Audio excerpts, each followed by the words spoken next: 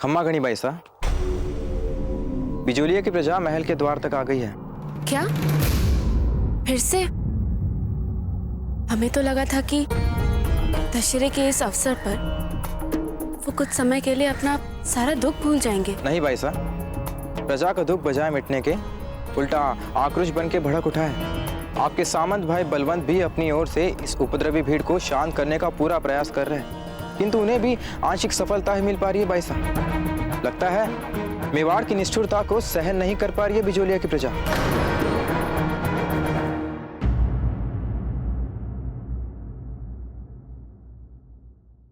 बाबूजी ना चलिए, वो आपको हमें क्षमा कर दीजिए, हमें आपसे ऐसे नहीं बोलना चाहिए था। अरे ये कोई बात हुई भला? हम बड़े हो गए इसका अर्थ ये तो नहीं कि हम मूर्खता करना छोड़ दे और आप हमें डांटना डपटना। नहीं चक्रपाणी, मूर्खता आपने नहीं की थी, वो तो बस हमारे मन में उनके प्रति इतनी घृणा बढ़ चुकी है कि उनका नाम सुनते ही आप तो हमारे मित्र हैं, भला आपके सामने स्वीकार करने में कैसी लज्जा।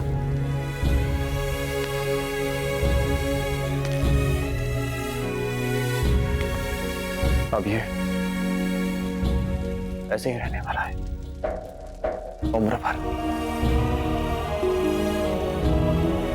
कुछ घाव होते ही ऐसे, भरते नहीं।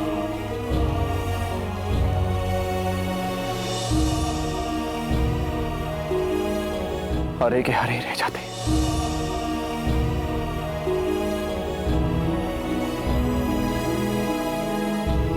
चलते हैं।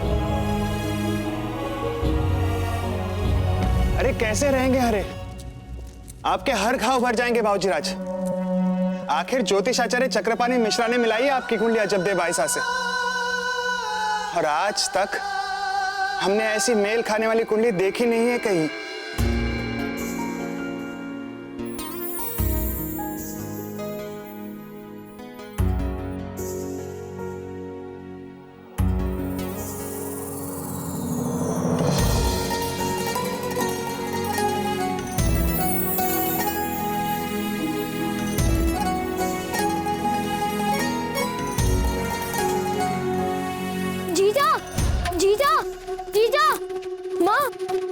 जीजा कहाँ है? मैं तैयार हो रही है बलवंत। माँ, जीजा कैसे इतने क्रोधित लोगों को शांत करवा देती है? पता है, हमें तो बहुत डर लगता है, जबकि हम सामंत हैं। क्या जीजा बचपन से ही ऐसी है? ऐसी बात नहीं है बलवंत। बचपन में तो अजबदेव भी बहुत सहमी सहमी रहती थी, बहुत संवेदनशील थी, किंतु आपके दादा के निधन के बाद समय ने उन्हें पूरी तरह से बदल डाला। अब तो आपके लिए हमारे मन में केवल घृणा ही रहेगी अजबदेव। प्रेम मर गया है। विवश कर दिया उन्हें दृढ़ व्यक्तित्व और सुलझी हुई शतरानी बनने पर, जिस पर बिचौलिया की प्रजा विश्वास कर सके, सम्मान करे। तो क्या अब जीजा संवेदनशील नहीं रही जैसी वह बचपन में थी? भावनाएं तो आपकी जीजा में आज भी हैं, किंतु शायद उन्हें छिपाना सीख लिया है उन्होंने।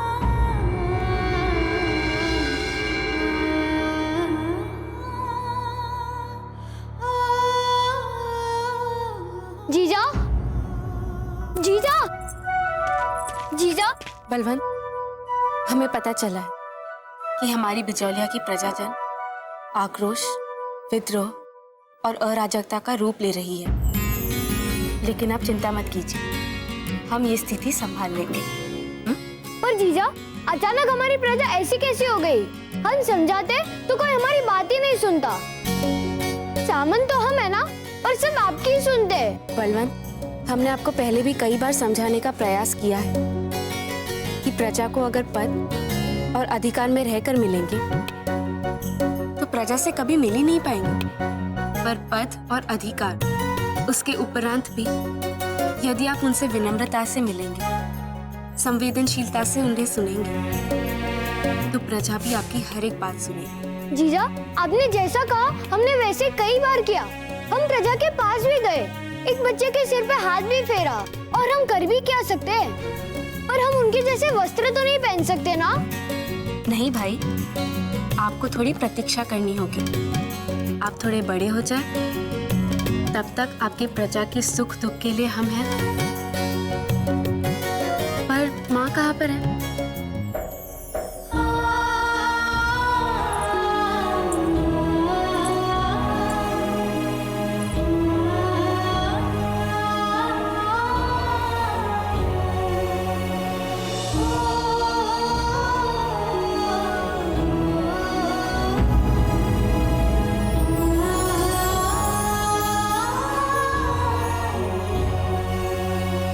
माँ, लगता है इस बार प्रजा को झूठे दिलासों और आस दिखाकर बार बार बहलाया नहीं जा सकता।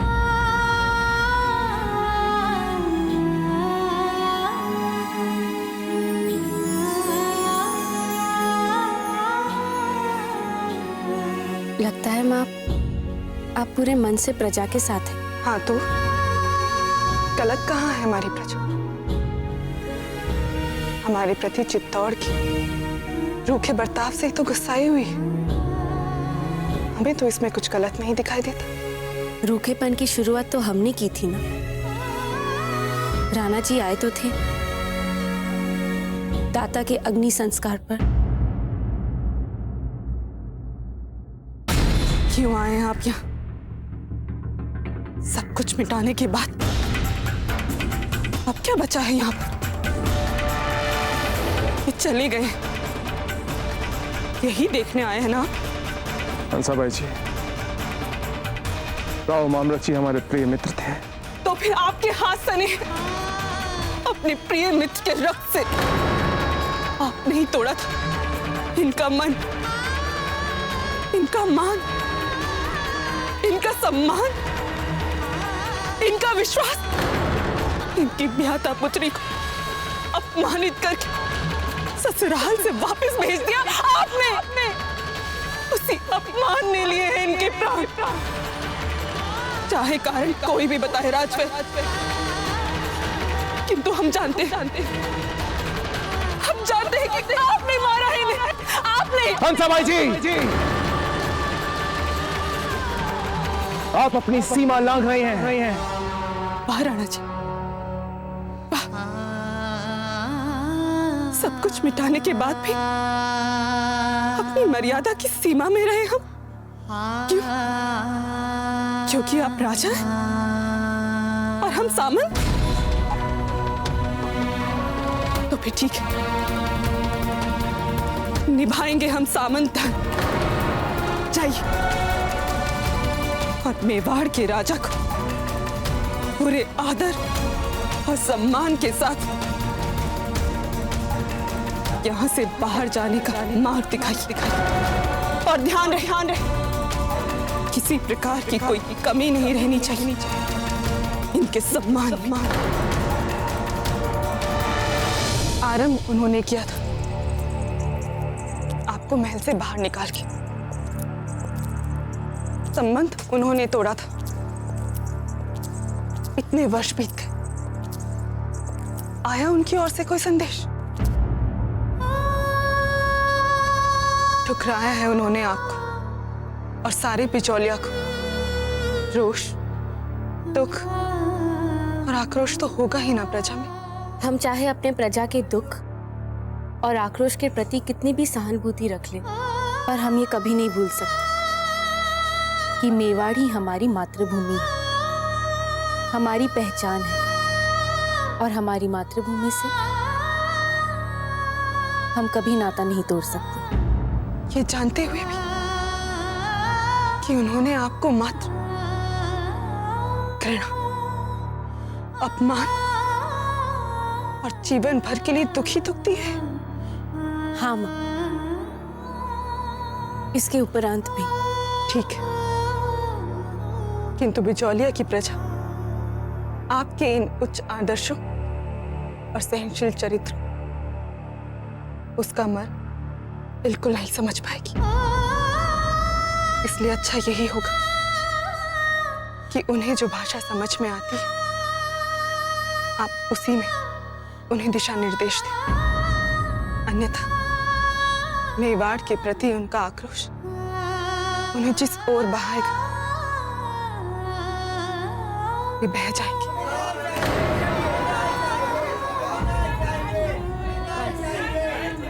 चले माँ।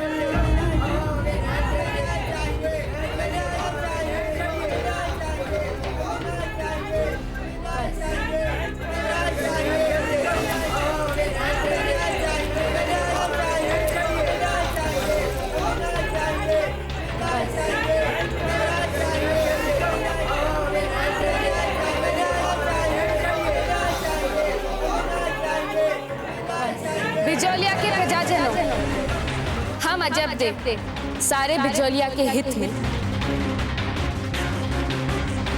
आप सबके सामने खड़े। हम जानते हैं कि आप सब यहाँ क्यों आए हैं।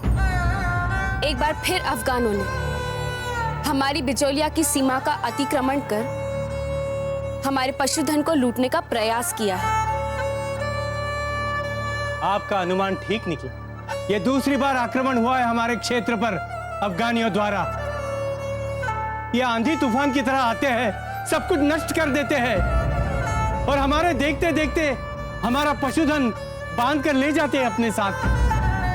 कितने बार निवेदन कर चुके हैं मेवाड़ से, मगर वहां कोई हमारी सुनता ही नहीं। कैसे सामना कर सकते हैं हम इन अफगान उपद्रवियों का? अरे मैं लुट गया रे। वो गाय ले गए मेरी। अरे मेरी भी दोनों बकरियां ले गए भाई। मैं लुट गया। अरे वो बकरियां ले गए। पैसे ले गए अफगान। हाँ हाँ, और कुछ तो होगा नहीं आप लोगों से। बस ऐसे ही एक साथ कहीं बैठ के शोक मनाते रहिए अपने मवेशियों का। तो तुम ऐसा कौन सा कुल्लड़ में गुड़ फोड़ोगे पट्टा? अरे ओ काका, हम कुल्लड़ में गुड़ नहीं, वहां सीमा पार जाकर उन अफगानों का सर फोड़ेंगे। जब देखो आकर हमारे मवेशियों को चुरा ले जाते। नहीं, सबक सिखाना ही पड़ेगा, और वो भी ऐसा सबक जिसे वो चाहकर भी भुला नहीं पाएंगे। देख लीजिए भाईजी लाल, ये अफगानी उपद्रव बढ़ता ही जाएगा। हाँ भाई साहब, अब तो हमें इस बात को अपने हाथ में लेकर बिजौलिया को स्वतंत्र घोषित कर देना चाहिए। अरे मेवाड़ हमारी ना सुन रहा है ना हमारे कुछ काम आ रहा है, तो क्या मतलब है मेवाड़ से जुड़े रहने का? इससे तो अच्छा है हम मेवाड़ से अलग हो जाए और दूसरे किसी शक्तिशाली राज्य से जुड़ जाए, ताकि हमें सुरक्षा तो मिले। ये नितांत भावुकता में डूबा हुआ एवं शीघ्रता में लिया निर्णय होगा। एक काम करते हैं, हम दोबारा अपना संदेश मेवाड़ तक पहुंचाते हैं। हमें पूरा विश्वास है कि वो हमारी स्थिति की गंभीरता को देखकर कोई ना कोई निर्णय अवश्य लेंगे। एक और संदेश? कितने संदेश तो भेज चुके हैं भाईजी लाल। वो बिजौलिया के प्रजा के संदेश का उत्तर क्या देंगे जिन्होंने अपने बहू के गौने का संदेश हम तक नहीं भेजा?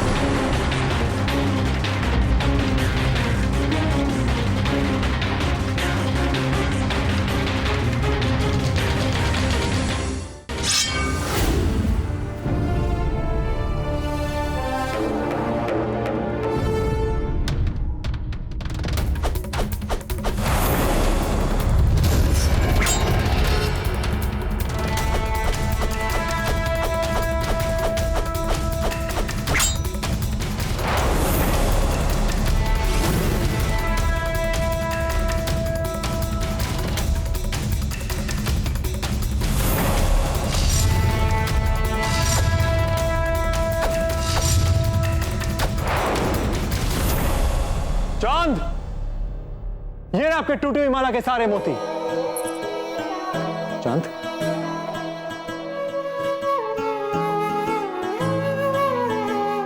दादा भाई, अरे आपने तो सारे बिखरे मोती एकत्रित कर दिए एक स्थान पे और अपनी तलवार से हमें तो पूरा दिन लग जाता इनको ढूंढ ढूंढ के एकत्रित करने में। पर आपके भाई के होते हुए भला आपकी ढूंढेंगे बिखरे हुए मोती? हाँ, ये बात भी है।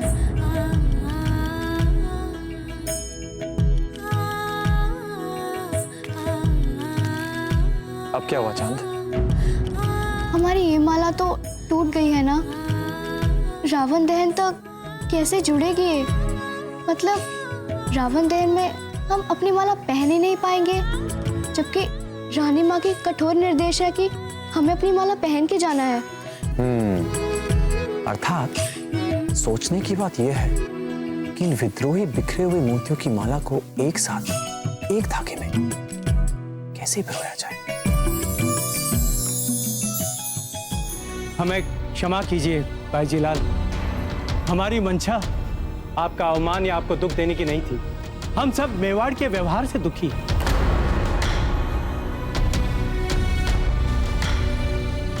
राव जी तो ठीक ही कह रहे हैं। आप उनके लिए इतनी निष्ठा दिखा रही हैं जिन्हें आपकी कोई कदर ही नहीं है। बस बहुत हो गया। हमारी निष्ठा मात्र किसी एक राज परिवार से नहीं है। हमारी निष्ठा हमारी मातृभूमि से जुड़ी हुई है। और आप कहते हैं कि वो एक झटके में तोड़ दिया जाए? और अलग होकर हम क्या कर लेंगे? किसी नए शक्तिशाली राज्य को ढूंढकर उनसे जुड़ जाएंगे? क्या वो लोग हमारा शोषण नहीं करेंगे? और इसीलिए तो हम बस यही कह रहे हैं कि हम एक बार फिर से अपना संदेश मेवाड़ तक पहुंचाएंगे। माँ जी साहब, क्या आपको लगता है हमें अभी भी करना चाहिए भरोसा मेवाड़ पर? हमें भी वही सही लगता है जो आप सबको लगता है। और सच कही तो इनके निर्णय सदा सही रहे, और ये बात तो इनके दाता भी मानते थे। इसीलिए ये जो निर्णय लेंगी वो ठीक रहेगा। पर संदेश कौन ले जाएगा चित्तौड़? हम में से तो किसी की मंशा नहीं उस धरती पर पांव रखने की। आपकी इच्छा के विरुद्ध हम आपको आज जाने भी नहीं देंगे। हम जानते हैं एक व्यक्ति को जो हमारा संदेश चित्तौड़ तक पहुंचाएगा। हमारा मुंह बोला भाई पट्टा।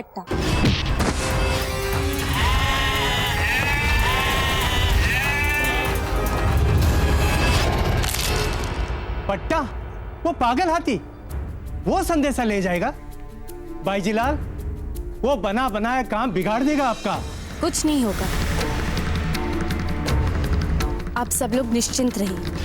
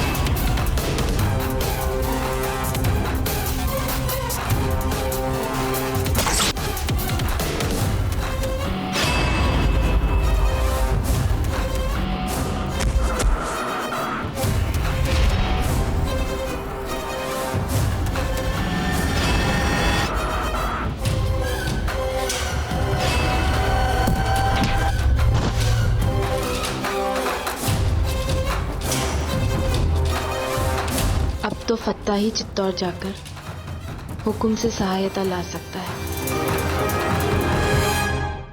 किसानों को फसल कटाई के लिए जो जो सुविधाएं चाहिए वो उन्हें मिल जानी चाहिए, ठीक है? जी भाई साहब। और हाँ, हमने नगर से रावण दहन के लिए किसी को विस्फोटक सामग्री लाने के लिए भेजा है। वो आता ही होगा और जैसे ही वो आ जाए उसे शीघ्र से शीघ्र पूजा मंडल तक पहुंचा देना। जी भाई साहब। चलिए माँ। अजब थे।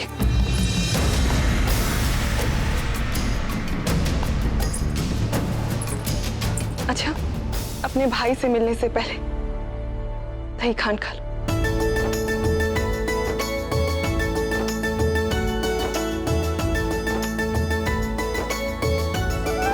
आपको क्या लगता है जब पट्टा ठीक रहेगा चित्तौड़ संदेश भेजने के लिए?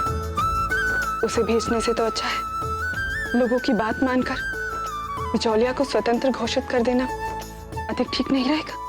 माँ, हमारे भाई को इतना भी भला बुरा मत समझिए। ये बात हास परिहास की नहीं है। जब पट्टा के पिताजी ने राणा उदय सिंह जी के साथ रणभूमि में लड़ते लड़ते अपने प्राण न्यौछावर किए थे।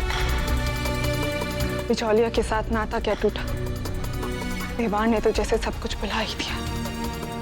पट्टा के पिता के जैसे अनगिनत बिचौलिया वीरों को, उनके बलिदान को भूल चुका है मेवाड़। ताने ताने के लिए तरस रहा है उन वीरों का परिवार। इतना सब कुछ सहने के बाद जाएगा पट्टा उन्हीं राणा उदय सिंह जी के पास सहायता का संदेश लेकर चित्तौड़। अरे वाह दादा भाई, हमें नहीं पता था कि तलवार चलाने वाले हाथ भी माला पिरोने वाली सुई के साथ इतनी निपुणता दिखा सकते हैं। बड़ी ही सुंदर माला गूंथ लेते हैं आप तो। ये कला किसने सिखाई आपको दादा भाई? आपकी माँ ने? नहीं, या हमारी माँ के नहीं होने ने। पता है दादा भाई, हमें अपनी रानी माँ से इतना भय लगता है कि हम उनसे कुछ सीख ही नहीं पाते। आप सुखी हैं, है ही नहीं आपकी माँ आपके? कभी नहीं करना ऐसी बात, समझ गए आप? आपकी रानी माँ संसार की सबसे अच्छी माँ है। बस आपको उनसे भयभीत होना ही तो छोड़ना है। मत डरिए उनसे। और वैसे भी आपको किसी से भी डरने की क्या आवश्यकता है? कुंवरपता आपकी बहन है। साधारण लड़कियों की तरह डरना, सहम जाना शोभा नहीं देता आपको। लो, तो दोनों भाई बहन बैठकर यहाँ पर बातें कर रहे हैं और वहां रावण दहन स्थल पर लोगों ने आकाश गुंजा दिया है कुंवर प्रताप की जय जयकार से। अब चलिए जल्दी कीजिए कुंवर प्रताप। चले। माँ, पट्टा संवेदनशील है, तभी तो हम जानते हैं कि वो इतने सालों से जिसके हाथों में हम राखी बांधते आए हैं, वो हमारी राखी का मान अवश्य रखेगा और हमारी प्रार्थना से चित्तौड़ की ओर संदेश जरूर ले जाएगा। अच्छा थे, हमने तो बहुत पहले ही आपके निर्णयों का विरोध करना बंद कर दिया था, फिर आज कैसे विरोध कर सकते हैं? बस हमें चिंता है तो आपके सम्मान की। कहीं इस बार फिर चित्तौड़ का राज परिवार आपके सम्मान और विश्वास को ठेस ना पहुंचाए, क्योंकि ऐसा तो हो नहीं सकता कि हमारी सहायता के लिए भिजवाए गए इतने सारे संदेश राणा उदय सिंह जी तक पहुंचे ही ना। किंतु हाँ, यह अवश्य हो सकता है कि इतने सारे संदेश मिलने के बाद भी राणा जी ने उन पर ध्यान ही ना दिया। और यह भी हो सकता है कि उन संदेशों की भनक तक ना पड़ने दी हो कुंवर प्रताप को। सम्मान को तो कभी ठेस पहुंचा ही नहीं है उन्होंने।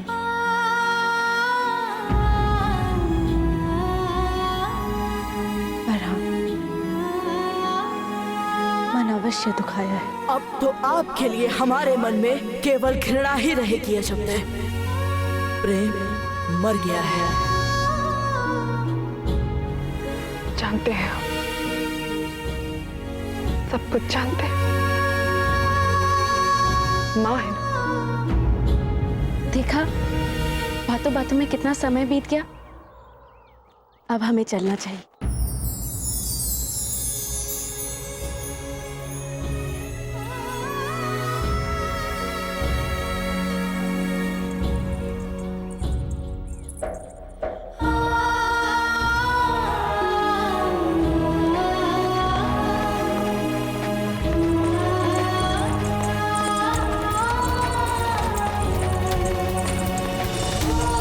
कभी तो ईश्वर वो दिन दिखाएगा जब आपके हर उस दुख का जो उन्होंने आपको दिए उसका पूरा पूरा न्याय हो जाएगा। पत्ता, अजब देव बाईसा आई हैं तुम्हें खोजते हुए। क्या? जीजा स्वयं आ गई हैं?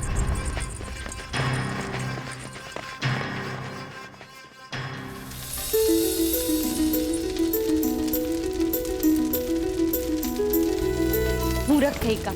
कितनी बार बोला पट्टा को कि भले लोगों के भांति रहने का आरंभ कर दे अब, पर नहीं, पशुओं की तरह रहेगा। कितनी बार भी बोलो, सुधरेगा नहीं है।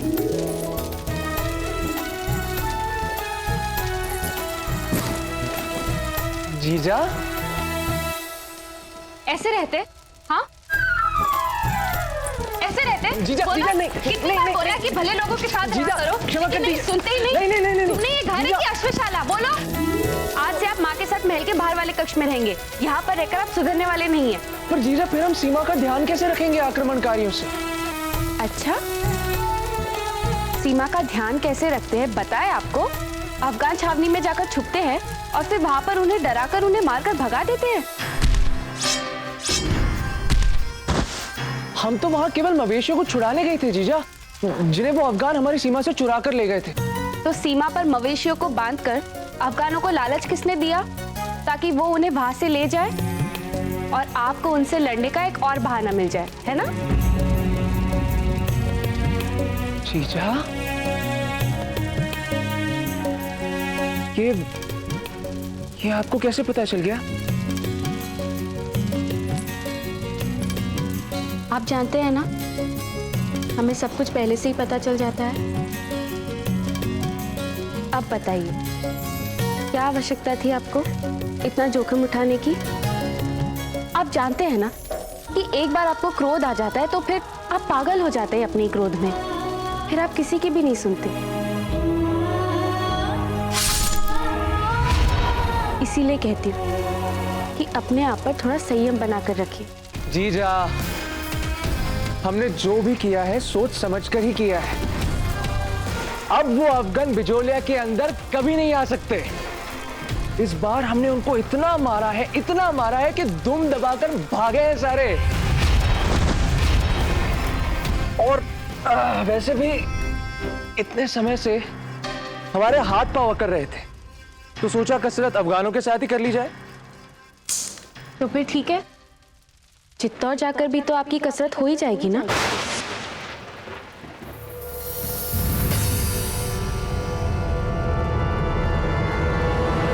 क्या? हाँ, आपको हमारा संदेश ले जाना होगा चित्तौड़, हुकुम के पास। अच्छा, तो अपने गौने का संदेश भिजवा रही है मेरे हाथ। अपनी बड़ी बहन के साथ परिहास करने का दुस्साहस इस तरह कभी मत करना। परिहास तो चित्तौड़ वाले कर रहे हैं आपके साथ जीजा। नहीं, हम वहां कदापि नहीं जाएंगे। जिस धरती ने हमारे बलिदान को मान नहीं दिया, जिस धरती ने हमारी जीजा को सम्मान नहीं दिया, उस धरती पर हम पांव तक नहीं रखेंगे। कुंवर प्रताप की जय, कुंवर प्रताप की जय, कुंवर प्रताप की जय, कुंवर प्रताप की जय, कुंवर प्रताप की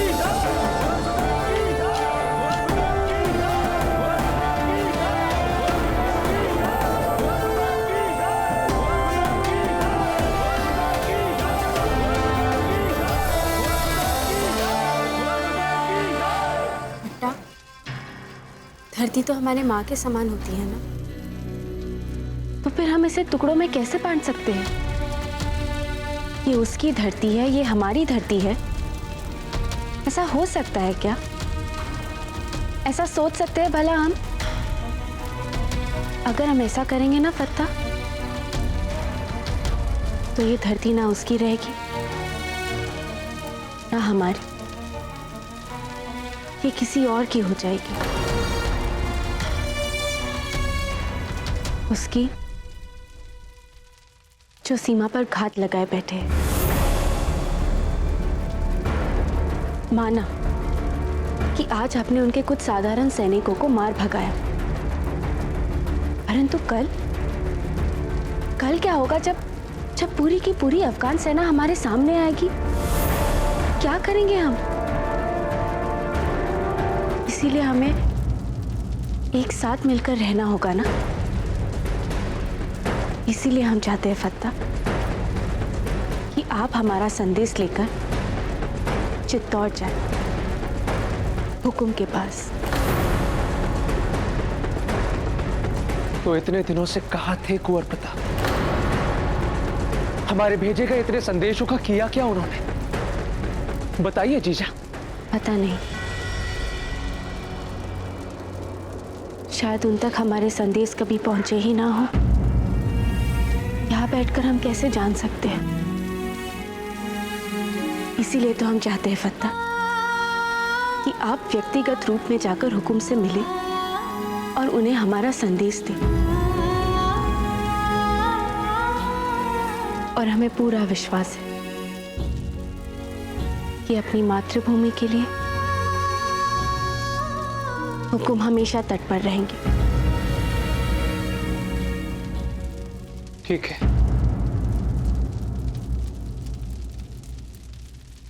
हम चित्तौड़ जाएंगे, किंतु केवल इसलिए क्योंकि आप कह रहे हैं। कुंवर प्रताप की जय! कुंवर प्रताप की जय! की जय! कुंवर प्रताप की जय! कुंवर प्रताप की जय! कुंवर प्रताप की जय! नहीं जीजा, कदापि नहीं। हम आपको चित्तौड़ नहीं ले जा सकते। फत्ता, आप हमारे कहने का अर्थ नहीं समझे।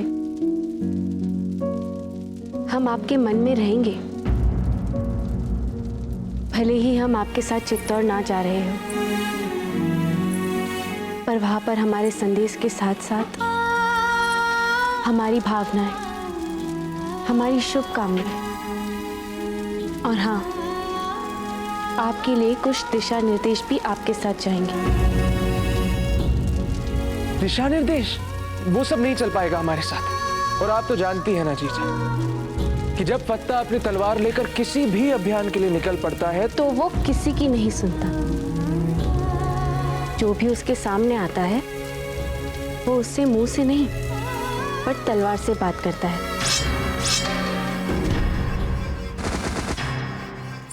इसीलिए तो हम कह रहे हैं आपसे कि आपके साथ हमारे कुछ दिशा निर्देश आपके साथ जाएंगे, आपको धरती पर रखेंगे, जोश में उड़ने से बचाएंगे। जीजा, फत्ता, हर बार हर काम जोश में नहीं किया जाता। कभी कभी संयम से भी काम लेना पड़ता है। ठीक है जीजा, किंतु केवल आपके लिए।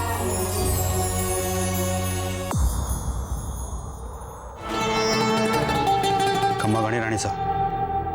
गणी खम्मा, आज दशहरा की भीड़ अधिक होने वाली है। अपनी आंखें और कान खुले रखिएगा। आप चिंता ना कीजिए रानी साहब, आपके सेवक ने आपको कभी निराश नहीं किया है और न ही आज करेगा। हमारी दासी और कुंवर जगमाल से कह दीजिए कि हम उनकी प्रतीक्षा करें। जो हुकुम।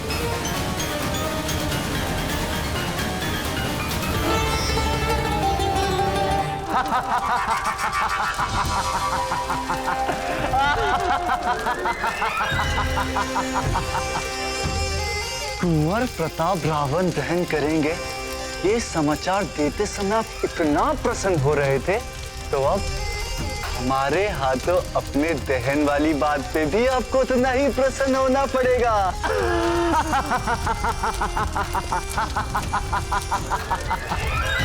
और पता है सबसे अच्छी बात, इस समय पूरे महल में कोई नहीं है, सारा महल रिक्त पड़ा है।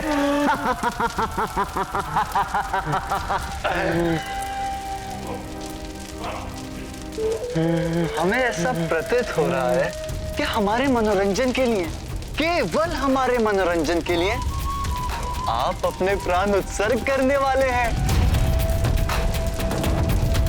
हमारी प्रसन्नता के लिए इतना बड़ा बलिदान, वाह! कुंवर प्रताप की जय! कुंवर प्रताप की जय! कुंवर प्रताप की जय! कुंवर प्रताप की जय!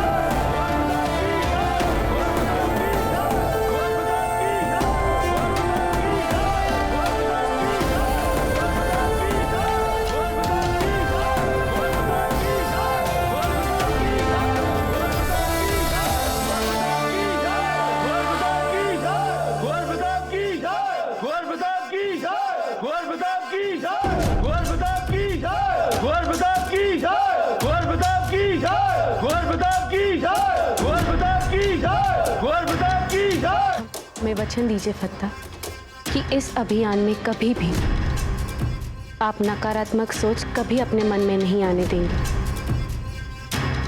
हर क्षण भर भरसक सकारात्मक बने रहेंगे। वाह जीजा वाह! बिना हमारे साथ आए भी आपने हमारी निगरानी के लिए हमारे मन में ऐसी ऐसी बातें भर दी हैं कि अब ये पट्टा नहीं रहा और इस भीड़ में धक्के खाते रहा।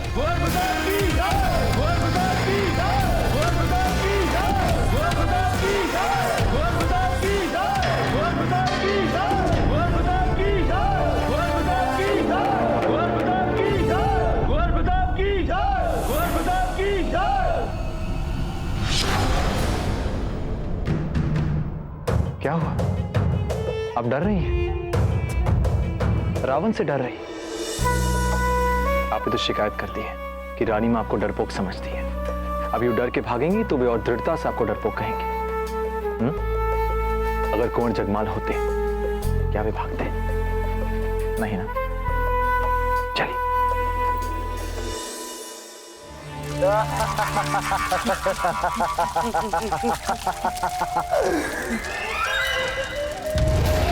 अब से कुछ ही क्षणों में तुम एक मन दुखाने वाले सेवक से सीधा भव्य रावण में रूपांतरित हो जाओगे।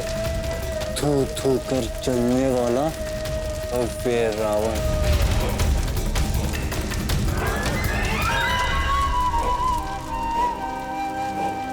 लेकिन आनंद आएगा कैसे?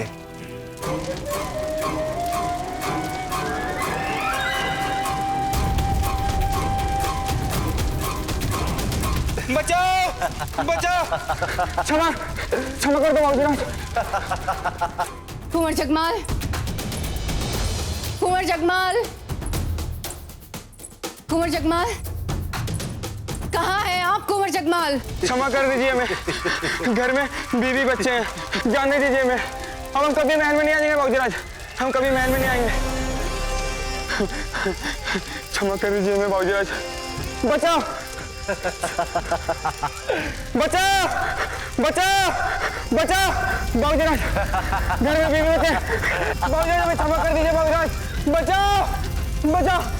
चिल्लाओ और चिल्लाओ, तुम्हारी इन्हीं चीखों से तो हमारा आंगन चौगना हो रहा है। बचाओ! बचाओ! बचाओ! कुंवर जगमाल, कर क्या रहे हैं आप? आइए रानी माँ, आप भी इस मनोरंजन दृश्य का आनंद उठाइए। लेकिन रुकिए, आप हमारे रावण दहन में भाग लेंगी क्या? क्योंकि आप तो अपने प्रिय कुंवर प्रताप के पक्ष में है ना? बंद कीजिए अपना ये प्रलाप और हमारे साथ रावण दहन में चलिए। आपके दाजीराज फिर से कुपित हो जाएंगे आप पर। हो जाने दीजिए उन्हें कुपित। हमें उससे कोई अंतर नहीं पड़ता, क्योंकि दाजीराज तो हर समय अपने प्रिय पुत्र प्रताप की कीर्ति फहराने के जतन करते रहते हैं। बड़े हो जाइए कुंवर जगमाल, बड़े हो जाइए। आपकी रानी माँ इतना कुछ करती है आपके लिए, आपको क्यों कम पड़ जाता है? तो आपने हमें सबके सामने अपमानित क्यों किया? वो इसलिए कि हम आपको अपमानित इसलिए करते हैं ताकि लोगों को ये विश्वास आ सके कि हमारा सर्वाधिक ध्यान कुंवर प्रताप पर है। आपका और हमारा उज्जवल भविष्य सुनिश्चित हो सके, इसलिए आपको अपमानित करते हैं कि आपको इतनी सी। एक बात बताइए हमें कुंवर जगमाल, क्या आप पूरा जीवन कुंवर प्रताप के पीछे खड़े रहना चाहते हैं या राणा जी के बाद उनकी राज सिंहासन पर बैठना चाहते हैं? क्या आप नहीं चाहते कि आपको मेवाड़ का उत्तराधिकारी घोषित किया जाए? बताइए, नहीं चाहते आप? चाहते हम भी युवराज बनना चाहते।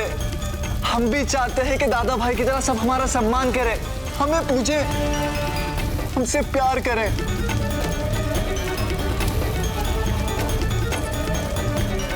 ऐसा ही होगा कुंवर जगमाल, अवश्य ऐसा होगा। कोई बात नहीं, अगर कोई आपसे प्रेम नहीं करता, यदि वे आपसे भयभीत भी होते हैं, तो आपकी रानी मां प्रसन्न है उस बात पर। कुंवर जगमाल, आपकी रानी मां ने बहुत तपस्या की है, उस तपस्या का फल निकट आ रहा है। अब वचन देते हैं हम आपको, जैसा आप चाहते हैं ना, बिल्कुल वैसा होगा।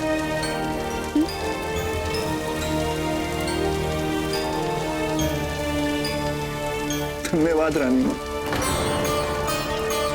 अब चलिए। दजीराज, कई वर्षों से ये परंपरा चली आ रही है कि रावण दहन आप अपने शुभ हाथों से ही करते हैं, फिर ऐसी क्या आवश्यकता है इसे तोड़ने की? आप ही कीजिए ना रावण दहन। एक बात बताइए रावत जी,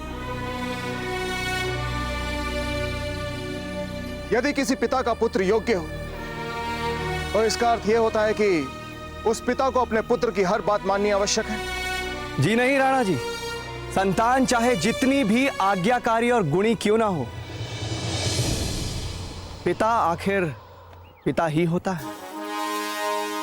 रावत जी, आप कहना क्या चाहते हैं? हमारे प्यारे चित्तौड़ वासियों, राणा उदय सिंह जी ने यह निर्णय लिया है कि इस बार रावण दहन का संस्कार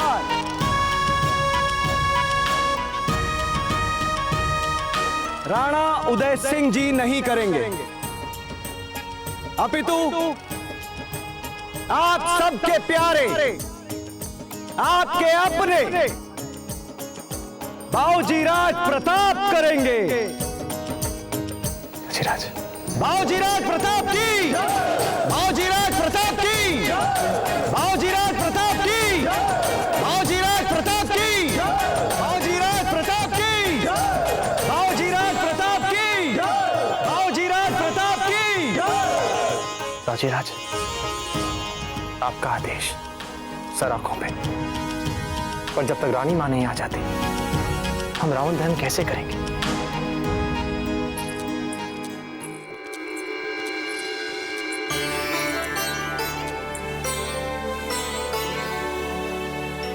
लीजिए, आपकी छोटी मां भी आ गई।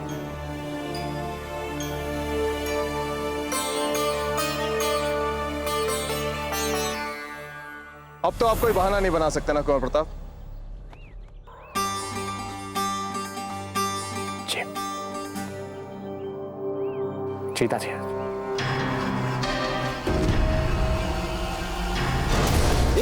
चल विजय।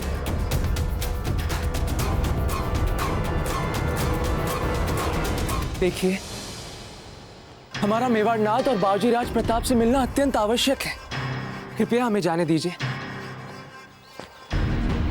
सुनो, अगर तुम्हें राणा जी से बात करनी है तो आपको इस उपहार लेने वाली पंक्ति में खड़ा रहना ही होगा। रावण दहन के बाद मेवाड़नाथ सबको उपहार बांटने वाले हैं। हमें नहीं चाहिए कोई उपहार। नहीं, लेकिन अभी तो आप कह रहे थे कि आपको उनसे मिलना है।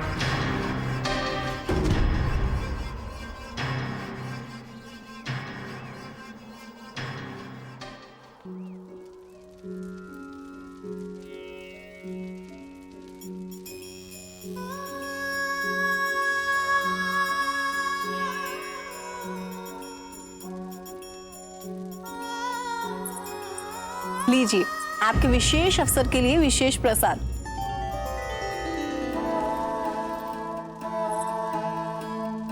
धन्यवाद सौभाग्यवती। वैसे तो सब जानते हैं कि आपसे अच्छा प्रसाद कोई बना ही नहीं सकता।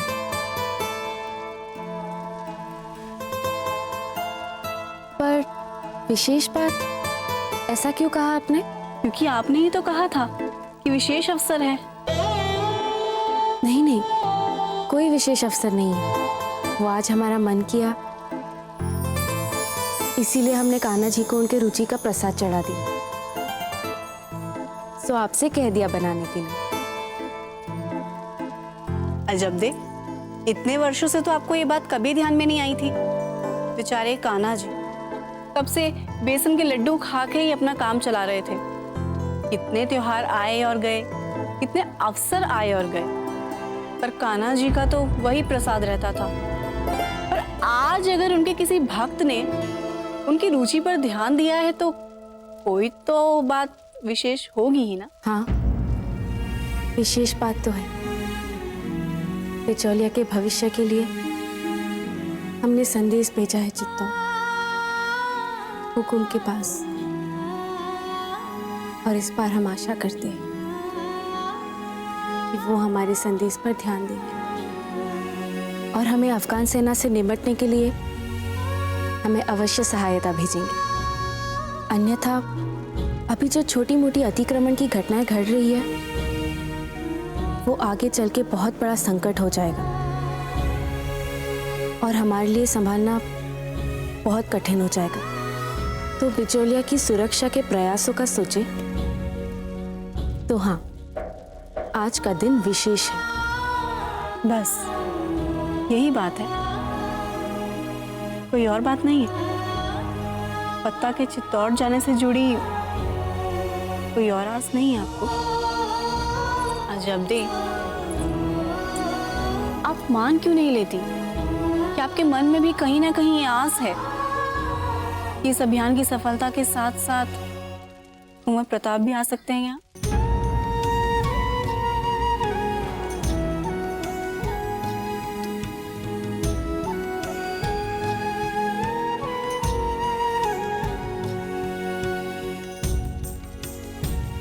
सखी मानती हैं आप हमें, तो फिर सखी से अपने मन की बात कहने में झिझक कैसी? या आप हमें इस योग्य नहीं मानती? नहीं सौभाग्यवती, ऐसी कोई बात नहीं है। पर पता नहीं क्यों ऐसा लग रहा है कि हम सब दुख सहते हैं, फिर भी एक आस लगी रहती है। मन कहता है कि कुछ नहीं होगा, कुछ तो होगा। आस कहती है। आस तक तो ठीक है, पर इस आस पर विश्वास मत कर बैठना, क्योंकि विश्वास का टूटना आस के टूटने से ज्यादा दुखदाई होता है। ये सारी बातें हम जानते हैं सौभाग्यवती, मगर ये मन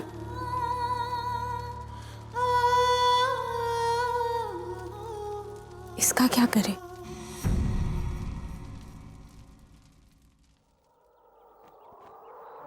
दादा भाई, क्या हुआ चांद? चलिए हमारे साथ। जब तीर से अब रावण के पुतले को जल के गिरते हुए देखेंगी तो आपके सारे भय दूर हो जाएंगे। नहीं दादा भाई नहीं। ठीक है, तो रावण पे तीर आप तानेंगी। क्या हम? कैसे? हम आपके साथ खड़े होकर कमान खींचकर लक्ष्य साधेंगे। आपको बस छोड़ना है। इधर तीर गया, वहां रावण चित। पर कैसे दादा भाई, क्या ये हमसे हो पाएगा? बिल्कुल हो पाएगा। आप हमारी बहन है, कुंवर प्रताप की। नहीं नहीं दादा भाई, रानी माँ से कुछ मत कहिए। रानी माँ, क्या हम चांद को लेकर अपने साथ तीर वाले स्थल पे जा सकते हैं? आपको हमारी आज्ञा लेने की कोई आवश्यकता नहीं है कुंवर प्रताप। आपकी बहन है, अवश्य ले जाए। जब चांद के दादा भाई और इनकी रानी माँ को कोई आपत्ति नहीं है तो हम ना बोलने वाले कौन होते? जाइए चांद। चलिए। दादा भाई, क्या हम भी आपके साथ चलें?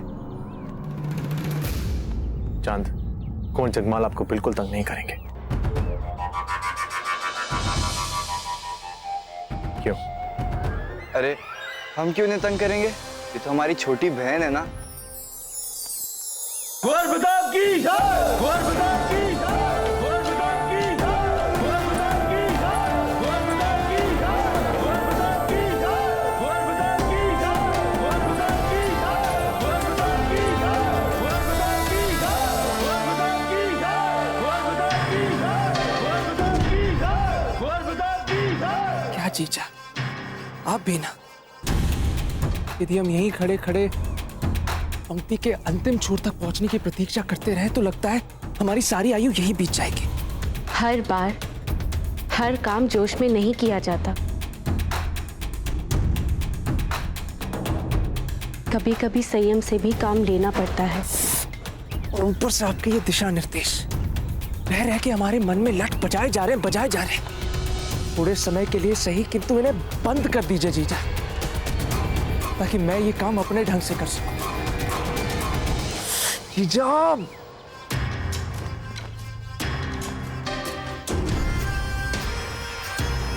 गए?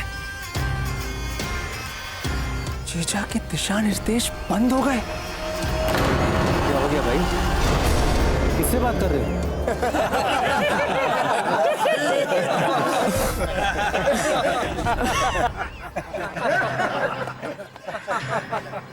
किधर जा रहे हो? रिक्शा में रहो।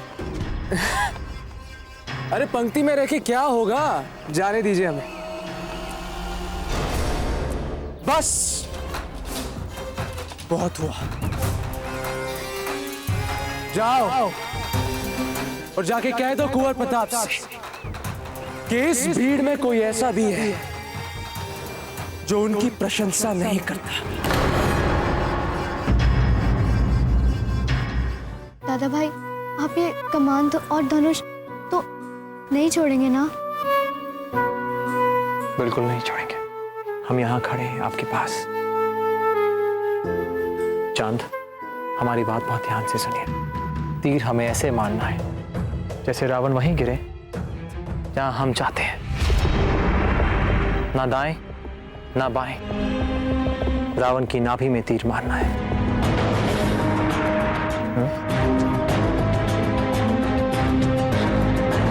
दादा भाई, आप क्यों इनके पीछे समय गंवा रहे हैं? ये हमारे मेवाड़ के सबसे कायर जीव हैं।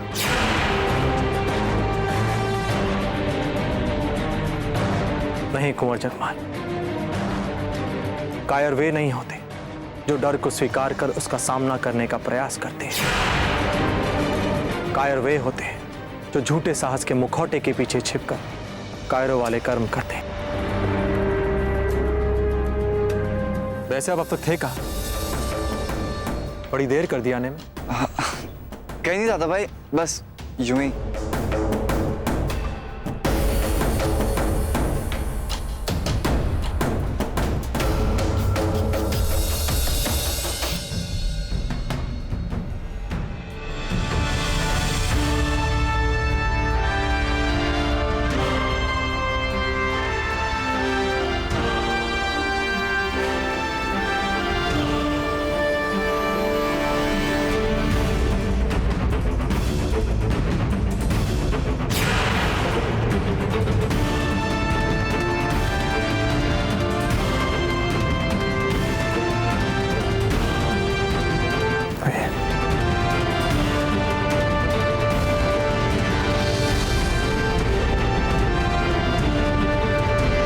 खम्मा खड़ी बाबूजी राज।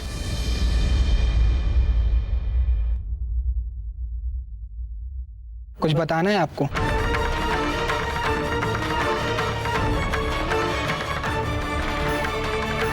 कुछ देर के लिए पकड़िए, हम अभी आते हैं। नहीं नहीं दादा भाई, आप कहीं मत जाइए, हमसे ये नहीं होगा, नहीं तो हम यहाँ से भाग जाएंगे। डरिए मत, हम कहीं नहीं जा रहे, बिल्कुल आपके पास खड़े। कुंवर जगमाल, हाँ दादा भाई। नहीं नहीं दादा भाई नहीं। अभी आते हैं।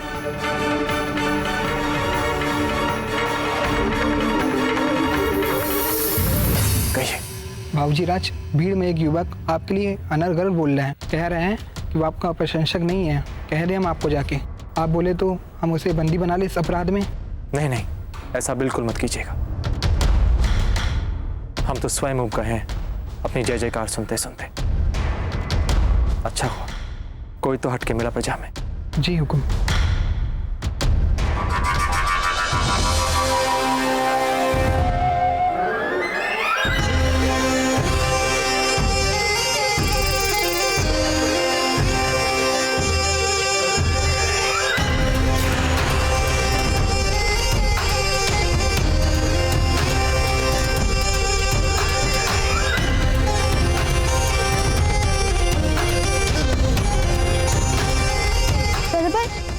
प्रताप ने तो कहा था कि हमें रावण के माथे पर मारना है। हमने लक्ष्य को लेके अपना विचार बदल दिया है। दादा भाई नहीं, दादा भाई हमें डर लग रहा है। दादा भाई नहीं, दादा भाई नहीं। अब तो तीर ऐसी जगह मारूंगा कि भगदड़ भी मच जाएगी और मजा भी आएगा।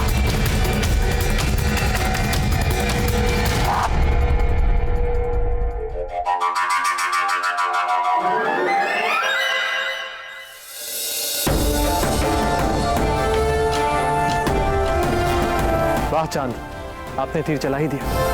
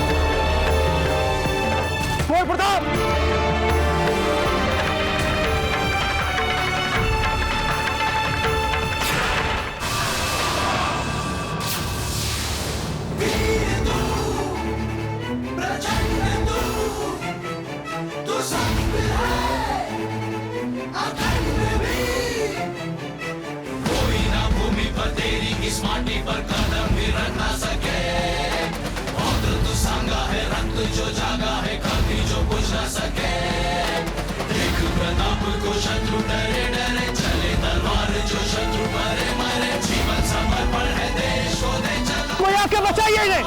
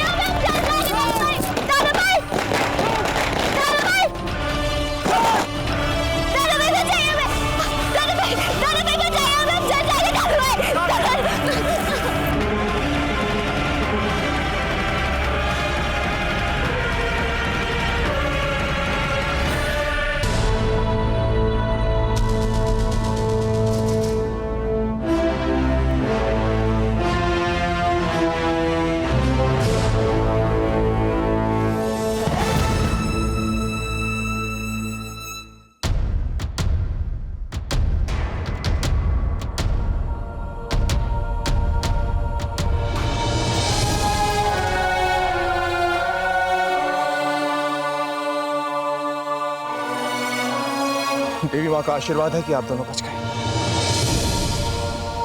चांद, हमने आपको समझाया था ना कि जब तक दादा भाई नहीं आए तब तक तीर मत चलाना, तो फिर आपने तीर क्यों छोड़ा?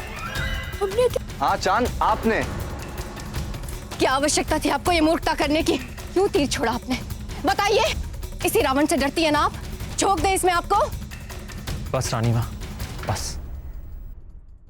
नहीं कुंवर प्रताप, यदि इनकी भूल के कारण आपको कुछ हो जाता तो? हम बिल्कुल ठीक हैं, आपके समक्ष खड़े हैं, कुछ नहीं हुआ हमें। गलती इनकी नहीं, हमारी थी। हम एक और चले गए थे सुरक्षा कर्मी से बात करने, उसी बीच ये दुर्घटना घटी। अरे आपका तो हाथ चल गया है।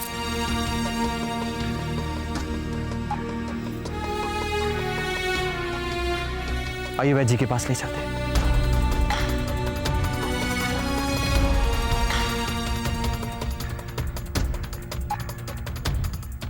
राजीराज, आपको बचे हुए संस्कार पूरे करने चाहिए ताकि स्थितियां सामान्य हो सके।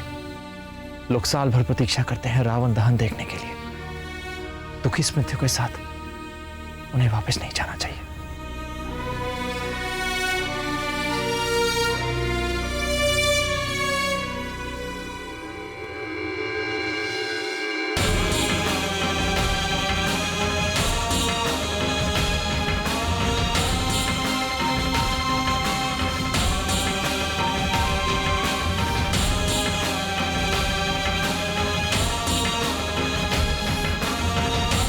सुखी रहो।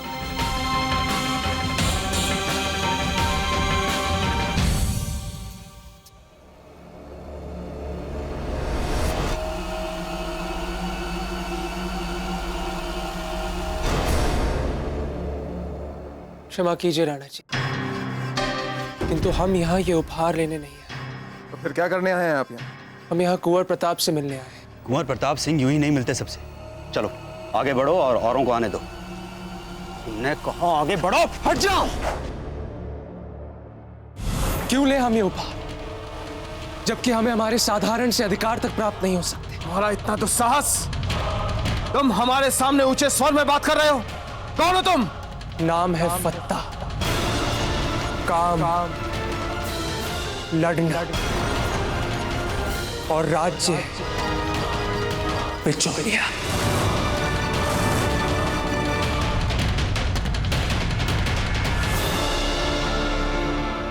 राणा जी, इस मूर्ख को तो यह भी पता नहीं कि बिचौलिया एक राज्य नहीं बल्कि मेवाड़ का एक हिस्सा है। और अभी ये अपने राजा के सामने खड़ा है। अरे कहाँ के राजा? कैसे राजा? जिस राजा ने इतने वर्षों तक बिजोलिया की धरती पर पांव तक नहीं रखा, उसे कैसे मान ले हम अपना राजा? हम यहाँ केवल इतना कहने आए कि यदि मेवाड़ बिजोलिया की सुरक्षा कर सकता है तो करे, अन्यथा हम स्वयं ही सक्षम हैं।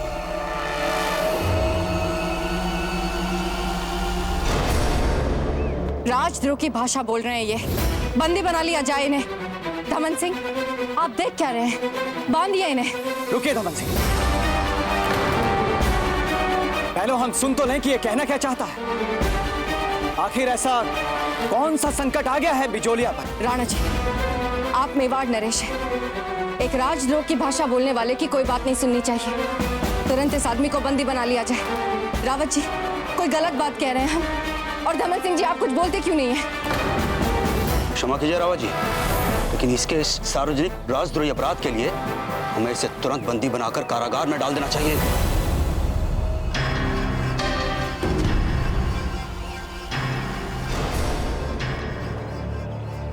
यदि हमें पता होता कि यहाँ बहरे बैठे तो हम अपनी बात सुनाने यहाँ आते ही नहीं। बस! बहुत हो गया। हमें पहले ही धीर भाई जी की बात मान लेनी चाहिए थी। बंदी बना लो इस राजद्रोही को तुरंत।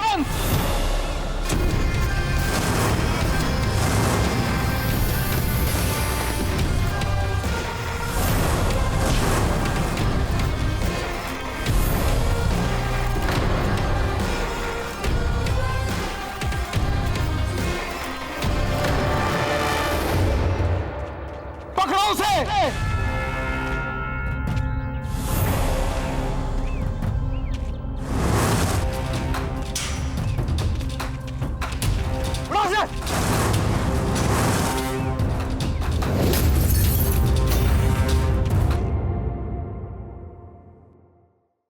अब चांद भाई सब बिल्कुल ठीक है बाबूजीराज।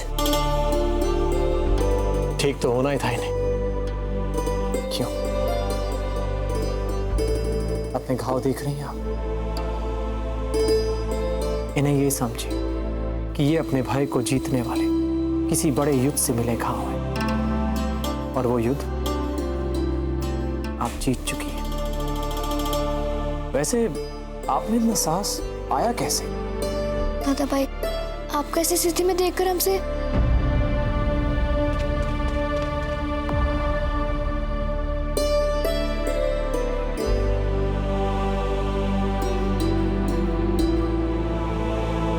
इन्हें विश्राम के लिए इनके कक्ष में ले जाया जाए।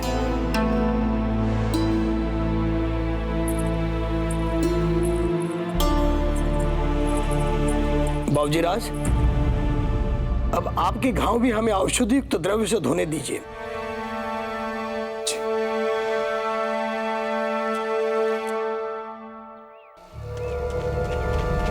पकड़ो जाए। कहां जाओगे पता?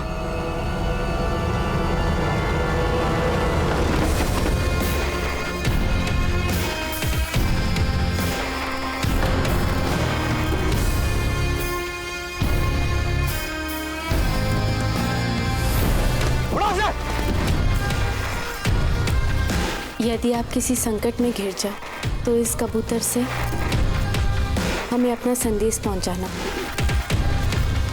फिर हम अपना भाप लेंगे कि हमें आगे क्या करना है।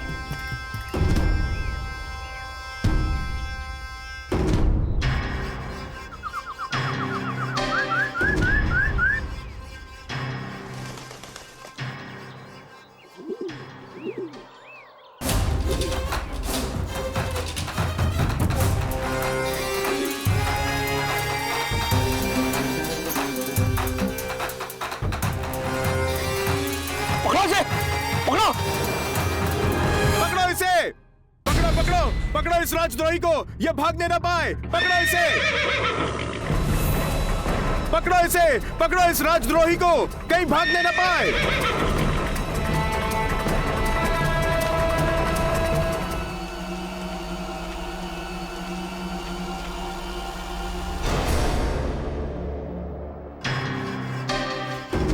बिजोलिया का एक नागरिक राणा जी के इतने निकट आ गया।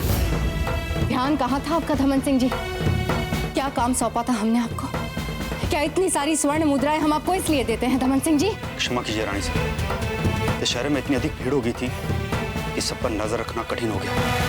लड़का ना जाने कैसे, कौन कहाँ से आया, कैसे आया, इसे देखना आपका काम है, हमारा नहीं। हम केवल इतना जानते हैं कि इतने वर्षों में हमने बिजोलिया और राणा जी के बीच एक अदृश्य दीवार खड़ी कर रखी है। न बिजोलिया से कोई समाचार राणा जी तक पहुंचा है और न चित्तौड़ से कोई सहायता बिजोलिया तक पहुंची है। क्या चाहते हैं कि हमारे इतने श्रम को आपकी एक साधारण भूल से नष्ट किया जाए? तो ऐसा नहीं होने देंगे हम। आप चिंता न कीजिए रानी साहब, बिजोलिया का विद्रोही लड़का कोई भी हिंसा कर पाए उससे पहले वो पकड़ा जाएगा और मार दिया जाएगा। फिर यहाँ क्या खड़े हैं? जाइए और अपना काम पूरा कीजिए।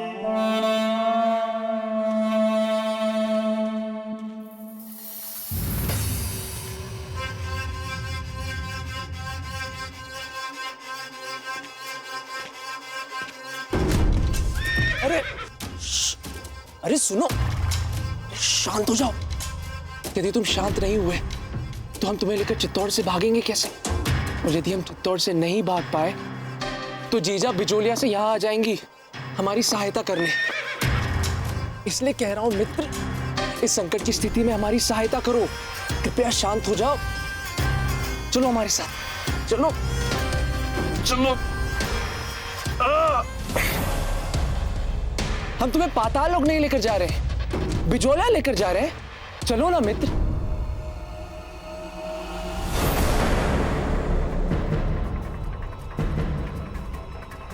ये चित्तौड़ के अश्व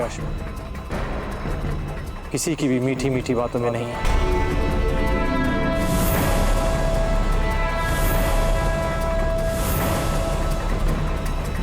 अर्थात चित्तौड़ के अश्व भी यहाँ के राज्य अधिकारियों की तरह बहरे हैं।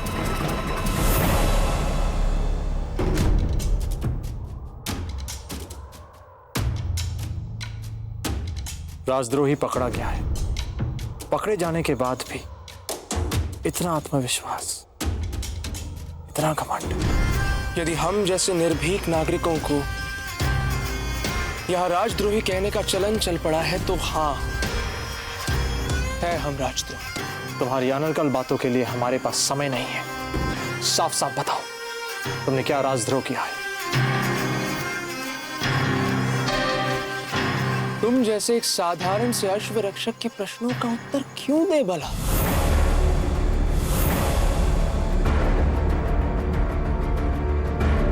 साफ साफ प्रश्नों का उत्तर दो, वरना सिपाहियों को बुला के तुम्हें बंदी बना देंगे। बताते हैं तुम्हें। वैसे भी बताना क्या है, सच तो यही है कि आज बिजोलिया का बच्चा बिजोलिया के प्रति मेवाड़ की उदासीनता से दुखी है, क्षुब्ध है।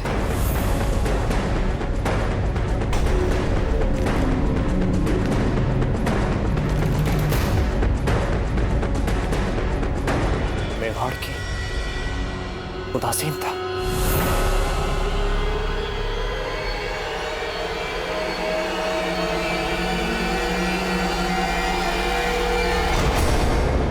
वैसे मान लो यदि अभी कुंवर प्रताप खिड़की से आकर आपके सामने खड़े हो जाएं और अपने किए के लिए आपसे क्षमा मांग लें, तो आप उनसे क्या कहेंगी? चले जाइए यहाँ से। हाँ, यही कहेंगे हम उनसे। क्या? और नहीं तो क्या, हमें क्या पता वो कैसे दिखते हैं अब। और हमें तो यही लगेगा ना कि ये कौन अपरिचित घुसा है यहाँ पर।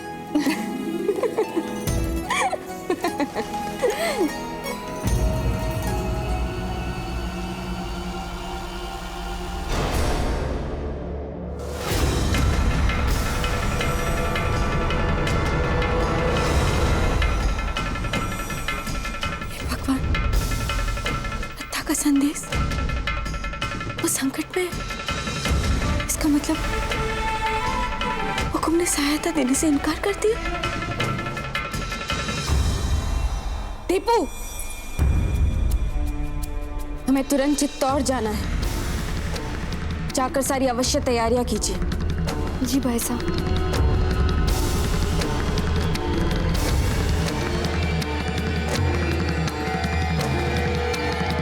अब तुम ही बताओ, इतने न्याय प्रिय बने फिरते हैं कुंवर प्रताप, फिर बिजोलिया आते समय क्या हो जाता है उनकी न्याय प्रियता को, उनके राष्ट्र प्रेम को, प्रजा प्रेम को। और आज जब शत्रु हमारे द्वार पर बैठा हमें देखे जा रहा है, आंखें दिखाए जा रहा है, तो हम ऐसे समय में भी हमें यहां से किसी भी सुरक्षा की अपेक्षा नहीं करनी चाहिए। हम भी कैसे मूर्ख हैं, सैनिकों से भागने के अतिरिक्त यहां तुम्हें अपनी दुविधा सुना रहे हैं। बंदी नहीं बनना चाहते हो तो चुपचाप यहां से भाग जाओ। क्या तुम हमारी यहां से भागने में सहायता कर रहे हैं? नहीं,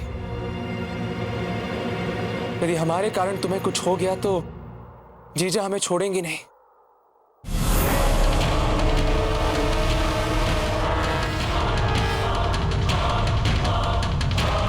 अगर ऐसी बात है तो अपनी जीजा से कह देना कि कोई हमें यहां हाथ तक नहीं लगा सकता है। अब जाओ, इससे पहले कि वो तुम्हें बंदी बना ले। जाओ यहां से।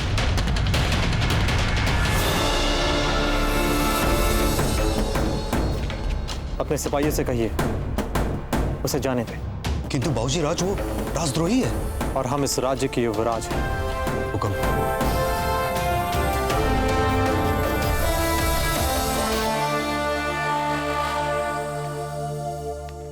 जब भी बिजोलिया की बात सामने आई है, उसने सदा हमें मर्मांतक पीड़ा ही पहुंचाई है। आज जब वो बिजोलिया का लड़का हमसे अपमानजनक ढंग से बात कर रहा था,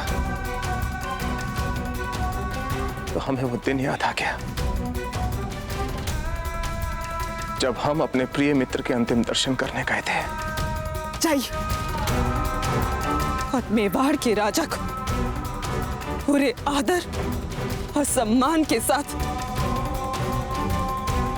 यहाँ से बाहर जाने का मार्ग दिखाइए। और ध्यान रहे किसी प्रकार की कोई कमी नहीं रहनी चाहिए इनके सम्मान। और वहां हंसाबाई जी ने हमारा अपमान कर दिया था।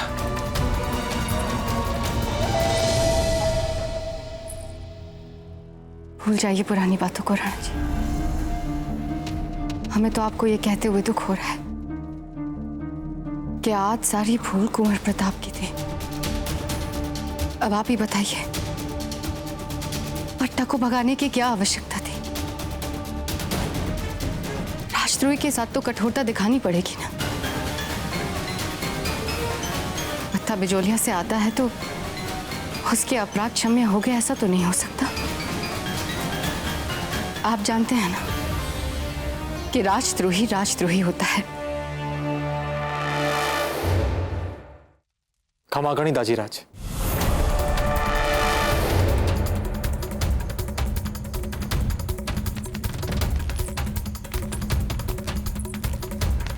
कुंवर प्रताप, हम आपसे जानना चाहते हैं कि एक राजद्रोही को भगाने में सहायता कर आप क्या सिद्ध करना चाहते हैं? क्या आप जानते नहीं हैं कि बिजोलिया का मेवाड़ से अब कोई नाता नहीं है? फिर कैसे होने दिया आपने? बहुत बड़ी भूल करने जा रही हैं आप चित्तौड़।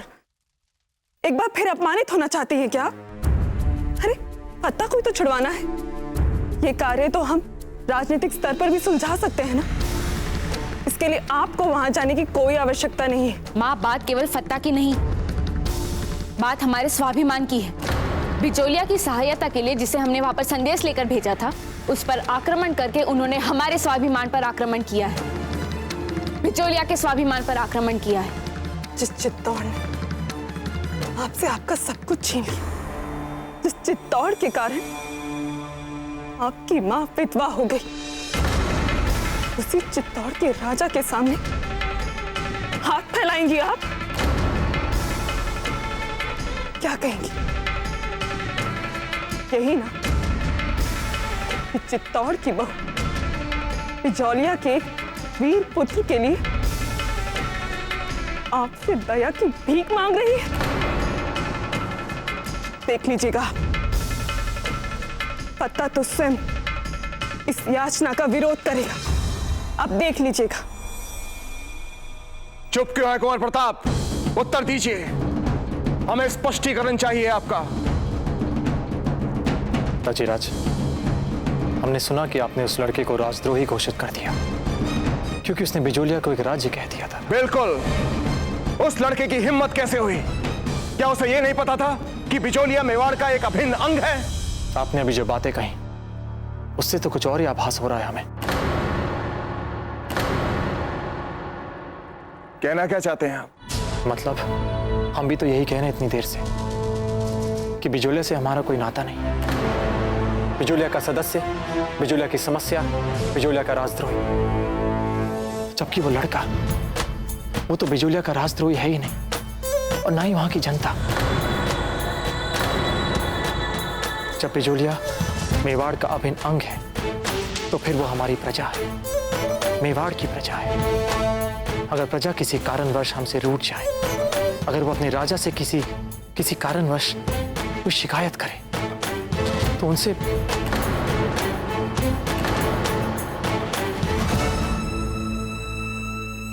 तो फिर आपके पास क्या उपाय है अपनी इस तथाकथित प्रजा की समस्या के निदान का? हम बिजोलिया जाके अपनी आंखों से देखना चाहते हैं कि वहां की समस्या क्या है, स्थिति कैसी है।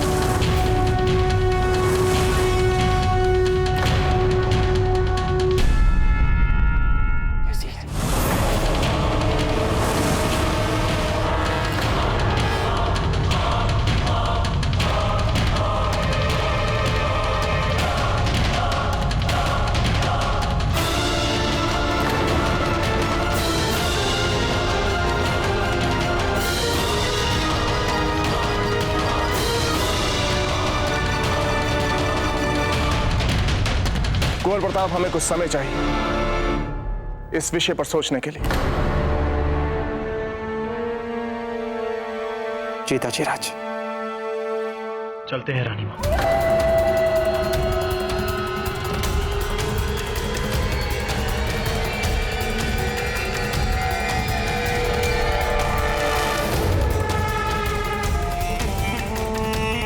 हमें कुंवर प्रताप को रोकना होगा, वरना हमारे इतने सालों का बना बनाया खेल समाप्त हो जाएगा। हम वहां पर चित्तौड़ की बहू बनकर नहीं, बल्कि मेवाड़ की बेटी बनकर जा रहे हैं माँ। क्योंकि आज भी बिचौलिया मेवाड़ का ही अंग है, भले ही हम वहां के राज परिवार में बहू बनने के अधिकार से वंचित हो चुके हो, पर मेवाड़ की प्रजा के नाते हम अपने नागरिक अधिकार तो उठा ही सकते हैं ना। और अपमान सहने के बाद भी आपने बना ही लिया है चित्तौड़ जाने का अपना मन।